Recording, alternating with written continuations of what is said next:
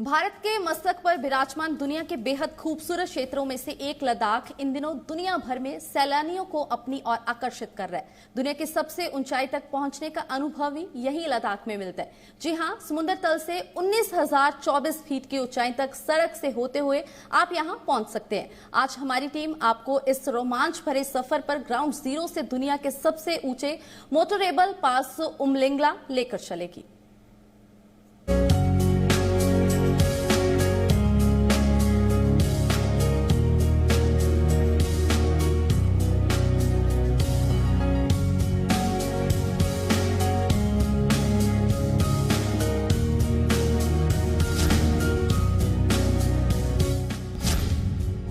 जी पंजाब हरियाणा हिमाचल की दुनिया की सबसे ऊंची सड़क से स्पेशल रिपोर्ट।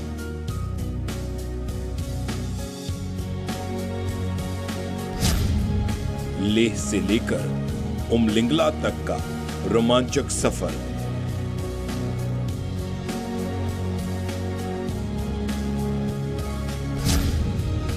जी मीडिया के कैमरे से पूर्वी लद्दाख का खूबसूरत नजारा।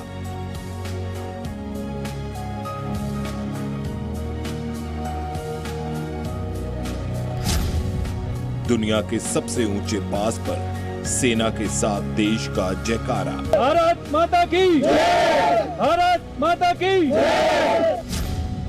19,024 फीट की ऊंचाई पर पहुंचना सैलानियों का सपना।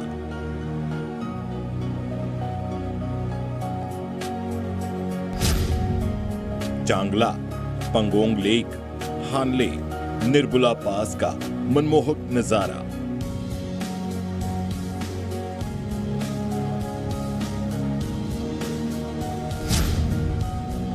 LAC से सटे सामरिक खूबसूरत इलाकों में पर्यटन बढ़ा।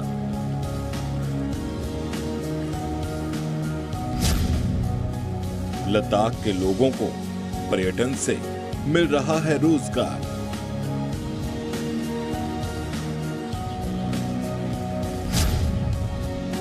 सर्दियों में यहां तापमान पहुंचता है -30 से ज्यादा।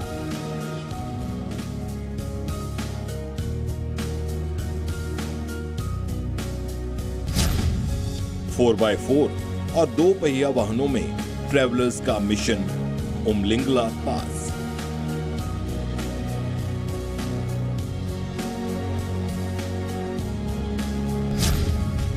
(19,024 फीट की ऊंचाई पर जिंदगी बचा रहे हैं ऑक्सीजन कैफे।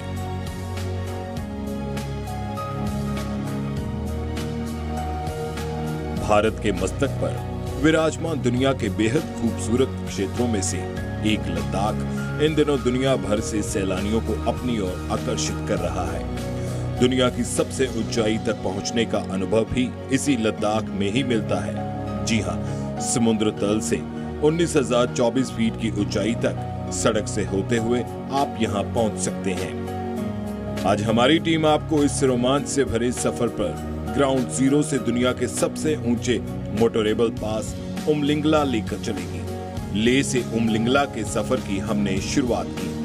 देखते ही देखते 11,480 फीट से ऊंचे इलाकों की ओर हमारा कारवां बढ़ता गया।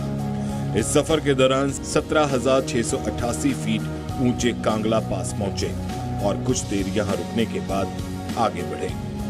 कुछ घंटे की दूरी तय करने के बाद अब दूर से ही खूबसूरत पैंगोंग झील दिखाई देने लगी। जी पंजाब हरियाणा हिमाचल की टीम आपको एक ऐसे रोमांचकारी सफर की तरफ लेकर चलेगी जिसमें हम लगभग 400 किलोमीटर से ज्यादा का सफर तय करेंगे और आपको लेकर चलेंगे दुनिया के सबसे ऊंचे मोटरेबल सड़क पर। जी हां, मैं बात कर रहा हूं उमलिंगला पास की। समुद्र तल से 19,300 फीट की ऊंचाई पर पहुंचने के लिए इन दिनों लोग बड़ी तादाद में इस रूट का इस्तेमाल करते हैं और ऐसे में यहां तक पहुंचना कितना चुनौतीपूर्ण है और क्या कुछ महत्वपूर्ण बातों का ख्याल आपको रखना है ताकि सुरक्षित तरीके से आप इस बेहद खूबसूरत इलाके तक पहुंच सकेंगे। ऐसे में इस 400 किलोमीटर के सफर के दौरान क्या कुछ खूबसूरत टूरिस्ट डेस्टिनेशन आते हैं, उस पर भी हम आपको अपने इस खास रिपोर्ट में बहुत सारी जानकारी तस्वीरों के साथ दिखाएंगे। आप बने रहिए हमारे साथ। सफर के दौरान पेंगोंग झील के 40 किलोमीटर से अधिक तक आप इसके किनारे तक सफर कर सकते हैं। हमारी टीम ने भी इस झील के तट पर कुछ समय बिताया, जहां कुछ सैलानी चहलकदमी कर रहे थे। लेह से उमलिंगला के लिए हमारी टीम सुबह निकली थी और लगभग 160 किलोमीटर की दूरी तय करने के बाद अब हमारी टीम जो है 4225 मीटर ऊंचाई पर इस खूबसूरत स्थान पर पहुंच चुकी है। यहाँ की मौजूदा तस्वीर आपको दिखा देते हैं। ये पेंगोंग लेक का नज़ारा है। लगभग 130 किलोमीटर से ज़्यादा इसकी लंबाई है। गहराई की अगर बात करें तो 100 मीटर तक ये गहरी है।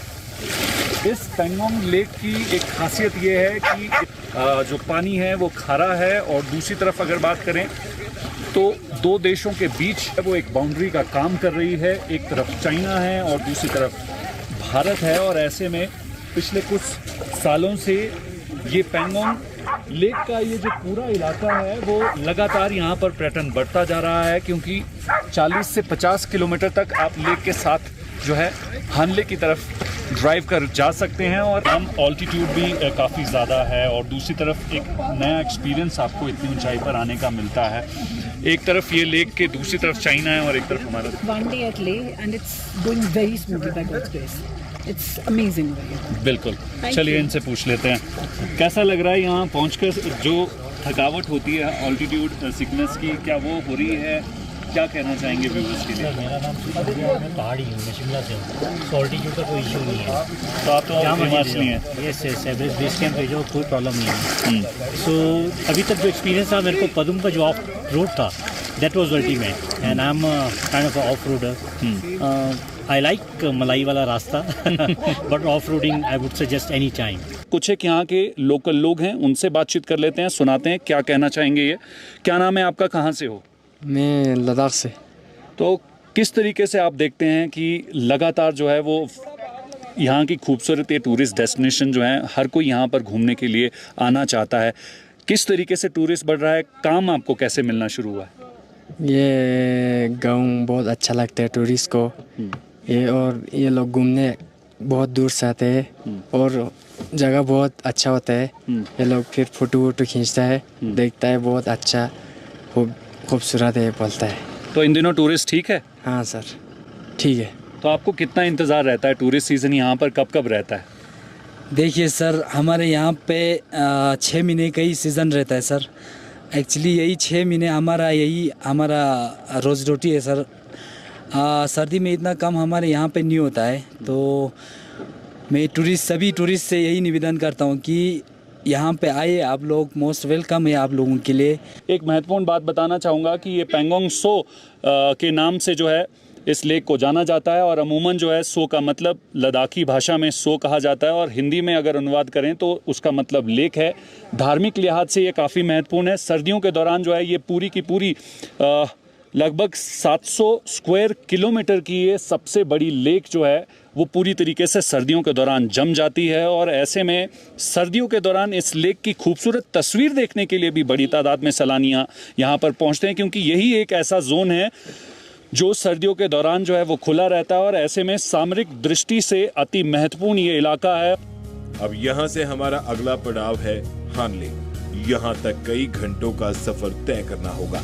इस दौरान आप LAC के बिल्कुल साथ से होकर गुजर रही सड़क से सफर करते हैं। इस सामरिक इलाकों में हमारी देश की सेना पैनी नजर और निगरानी रखती है। इन इलाकों में सफर करने के लिए आपको इनर लाइन परमिट लेना अनिवार्य रहता है।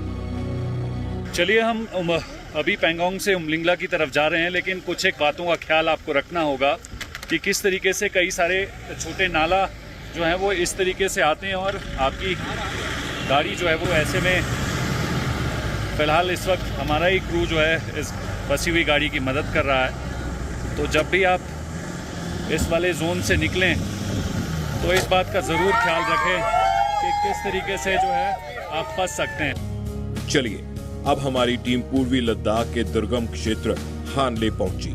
यहाँ से अब हमारे सफर का अगला पड़ाव शुरू हुआ। दुनिया का सबसे ऊंचा मोटरेबल पास उमलिंगला।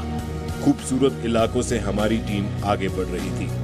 यह एक ऐसा इलाका है जहां चौड़े मैदान से आपको सही सड़क से होकर आगे बढ़ना पड़ता है।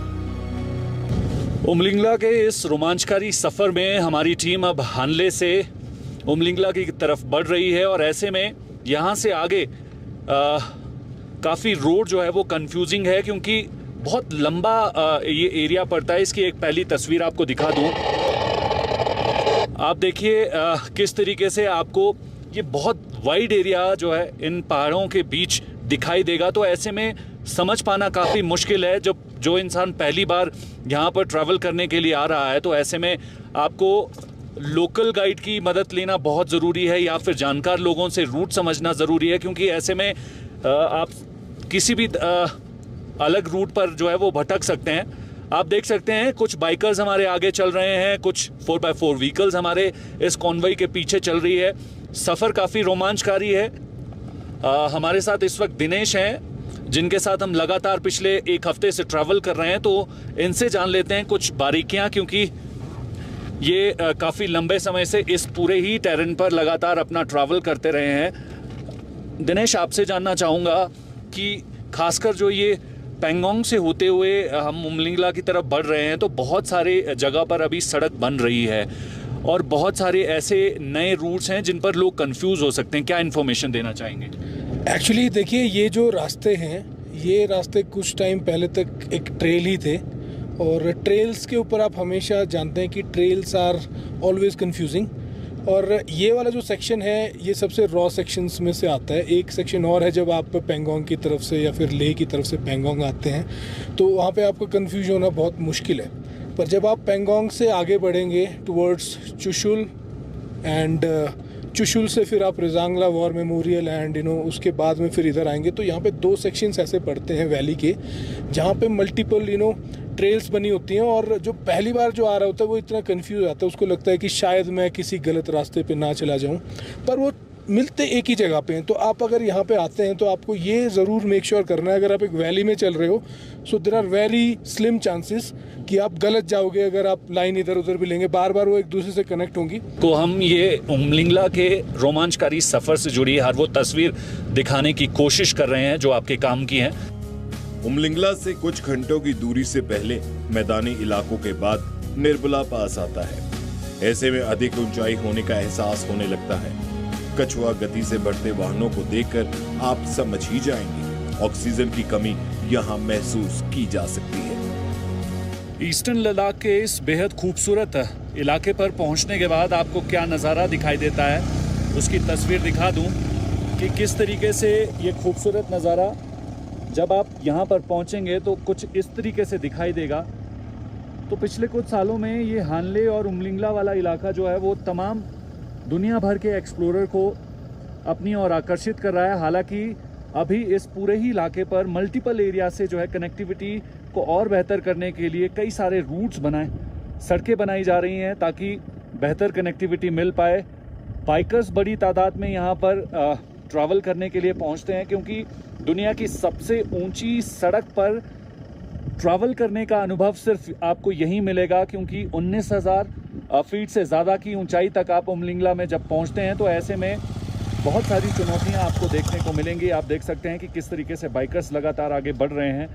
अभी फ़िलहाल हमारे सफ़र पर अगला पड़ाव बाकी है। कोशिश करेंगे तमाम वो एक्सपीरियंस जो हमने शेयर किया है और बाकी के तमाम जो ये एक्सप्लोरर यहाँ पर दुनिया भर के पहुँच रहे हैं उनके साथ बातचीत करके आपको बताने की कोशिश करेंगे कि किस तरीके से ये इलाका लोगों को आकर्षित कर रहा है।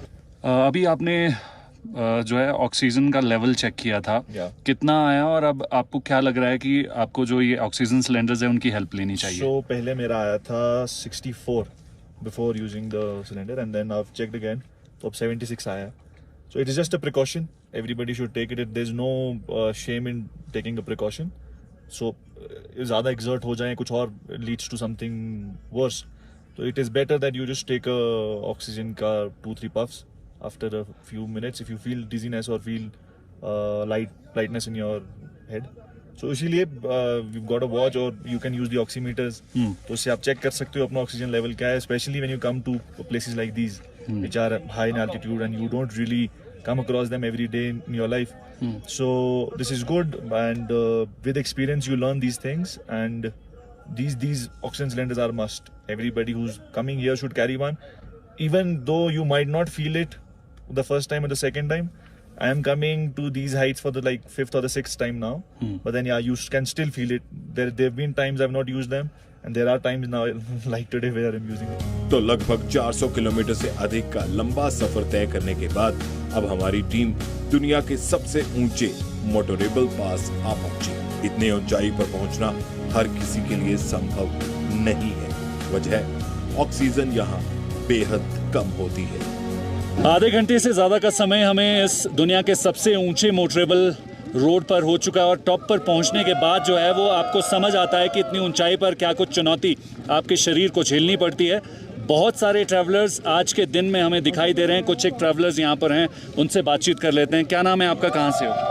मेरा नाम साक्षी है, मैं देहरादून से हूँ एंड हमारे साथ सब लोग अलग अलग पार्ट्स ऑफ इंडिया से आए हुए हैं। First of all happy independence day to everyone. चलिए, आपको भी बहुत बहुत इंडिपेंडेंस डे की बधाई, क्योंकि इतनी ऊंचाई पर आकर इस डे को सेलिब्रेट करना ही अपने आप में जो है वो रोमांचकारी के साथ साथ यादगार भी है। बिल्कुल बिल्कुल, हमें बहुत बहुत मज़ा आ रहा है, बहुत खुशी हो रही है। सांस लेने में थोड़ी थोड़ी प्रॉब्लम हो रही है, बट वी आर एंजॉइंग।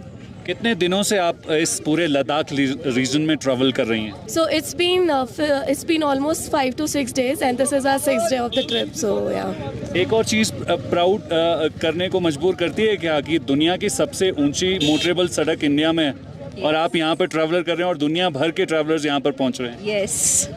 और यहाँ पहुँचने के बाद क्या कहना चाहेंगे उन लोगों को जो टीवी स्क्रीन पर इस वक्त आपको देख रहे हैं और वो भी खास दिन में 15 अगस्त के दिन? Everyone should come here and celebrate. स्वतंत्रता दिवस के उपलक्ष्य पर सेना के अधिकारी यहाँ मौजूद दिखे। इस वक्त हमारे साथ मेजर नागेंद्र सिंह हैं, उनसे एक्सक्लूसिव बातचीत कर लेते हैं।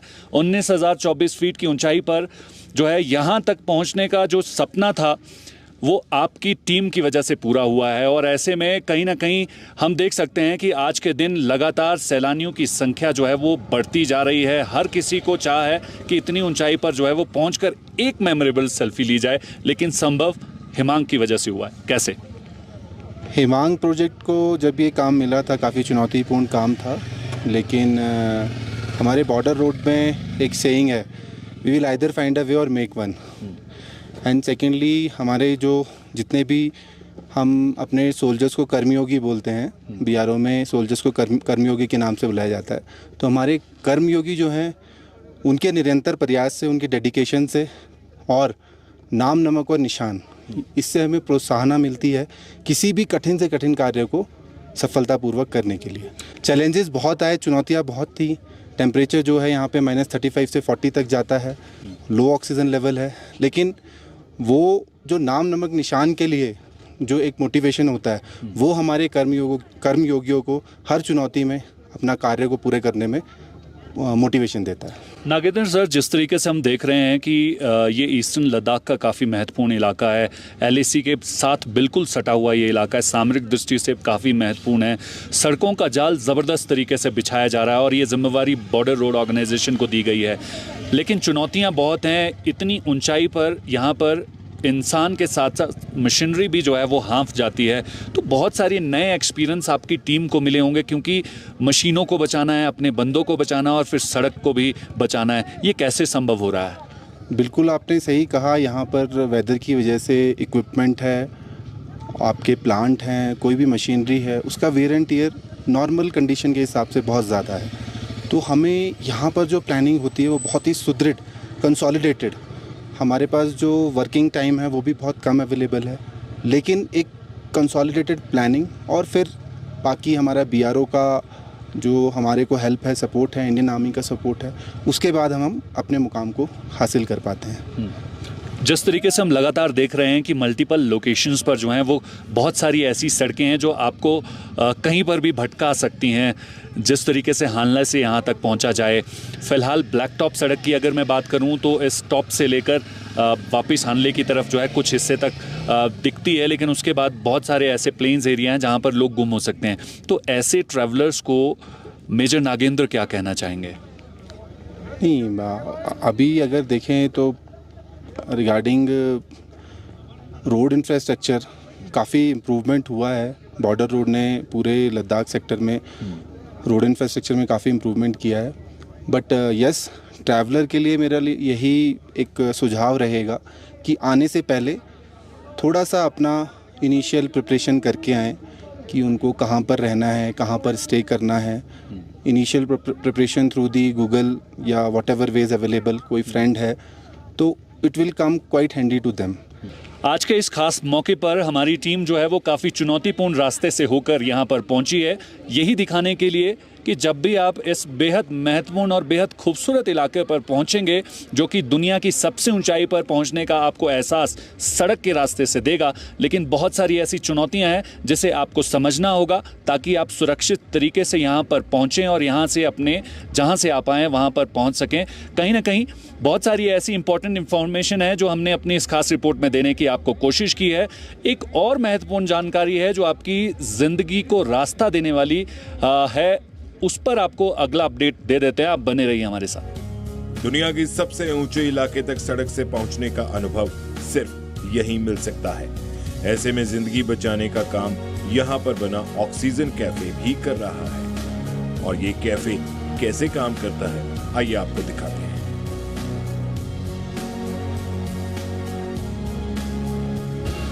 इतनी ऊंचाई पर पहुंचने के बाद किसी को भी ऑक्सीजन की कमी हो सकती है, क्योंकि इतनी ऊंचाई पर ऑक्सीजन का लेवल जो है वो काफ़ी कम रहता है। तो ऐसे में जब भी यहाँ पर ट्रैवलर्स पहुँचते हैं तो कई सारे ऐसे लोग हैं जिन्हें मेडिकल कंडीशंस में जो है काफ़ी सपोर्ट ऑक्सीजन सप्लाई का ज़रूरी रहता है। इतनी ऊंचाई पर दुनिया का ये इकलौता एक ऐसा ऑक्सीजन कैफ़े है जो कि यहाँ पर पहुँचने वाले ट्रैवलर्स के लिए ख़ास तौर पर बनाया गया है।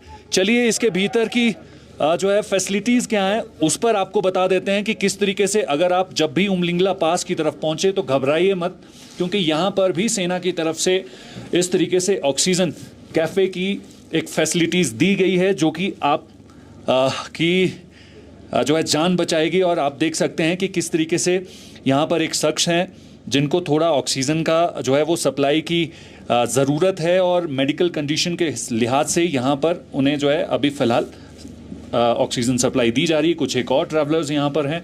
कहीं ना कहीं ये एक लाइफलाइन के तौर पर ये कैफ़े है। हालांकि आप बहुत सारे ऐसे टूरिस्ट डेस्टिनेशन पर पहुँचेंगे जहाँ पर कैफेटेरिया मिलता है, रेस्टोरेंट्स मिलते हैं, लेकिन ये ऑक्सीजन कैफ़े जो है वो काफ़ी महत्वपूर्ण है, क्योंकि जब भी आप यहाँ पर पहुँचेंगे आप देख सकते हैं टूरिस्ट हैं, ऑक्सीजन की सप्लाई इन्हें दी जा रही है। हमारे साथ इस वक्त आर्मी मेडिकल कोर्स से डॉक्टर हैं कैप्टन, उनसे बात कर लेते हैं। हेलो सर, मैं आपसे जानना चाहूँगा इसकी एस्टेब्लिशमेंट की ज़रूरत यहाँ पर क्यों पड़ी, ख़ास तौर पर ऑक्सीजन कैफ़े की? Hello. So we are in a feet of 19,024 at the moment, and you can see with increase in altitude the oxygen level drops. यहाँ पे जो आते हैं they have a oxygen level of 50%, 60%. तो कभी कभी लोगों को तकलीफ होता है because of the decreased oxygen level in the surroundings. So जब वो आएगा we give them oxygen, we have a concentrator, and this machine concentrates the oxygen from the atmosphere and we provide that oxygen to the one who needs who are in need of the oxygen. जिस तरीके से ये लद्दाख के reason में कोई भी travellers travel करता है तो मोस्ट प्रॉब्ली आप 12,000 फीट से लेकर 20,000 फीट तक की ऊंचाई तक एक्सप्लोर कर सकते हैं, और ऐसे में एक्लेमेटाइजेशन बहुत ज़रूरी है। तो एज अ डॉक्टर पर्सपेक्टिव जो भी व्यूअर्स हमारे इस वक्त टीवी स्क्रीन पर देख रहे हैं उनको आप क्या एडवाइस करेंगे कि लद्दाख ट्रैवल कर रहे हैं तो आप सीधे प्लेन एरिया से आकर जो है कहीं पर भी रोम नहीं कर सकते, क्योंकि उसमें उनकी जान भी जा सकती है? Right. As you know, Leh as such is in an altitude of 11,000, 12,000 feet. So we can say that it's stage 1 altitude. So the best thing is that at least a minimum of 2 days of acclimatization in stage 1, that is Leh. And then a single day of acclimatization minimum in stage 3, that is Hanle. This is extreme stage 3, which we are standing. So before coming here, I advise minimum 3 days of acclimatization so that the body can get acclimatized to the altitude as well as the harsh weather conditions.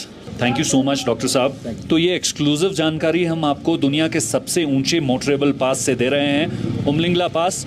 कुछ इसी तरीके से हम ये बताने की कोशिश कर रहे थे अपनी इस खास रिपोर्ट में, और जिस तरीके से हमने 400 किलोमीटर से ज़्यादा का सफ़र तय किया है आपको ये बताने के लिए कि आप इतनी ऊंचाई पर ज़रूर घूमने के लिए आ सकते हैं, लेकिन बहुत सारी बातों का ख्याल आपको रखना होगा जो कि आपकी सुरक्षा और स्वास्थ्य के लिहाज से है। उम्मीद करते हैं आप तक हमने जो ये इन्फॉर्मेशन पहुंचाने की कोशिश की है वो आपके काम आई होगी या काम आ सकती है। संदीप सिंह, जी मीडिया, उमलिंग ला पास।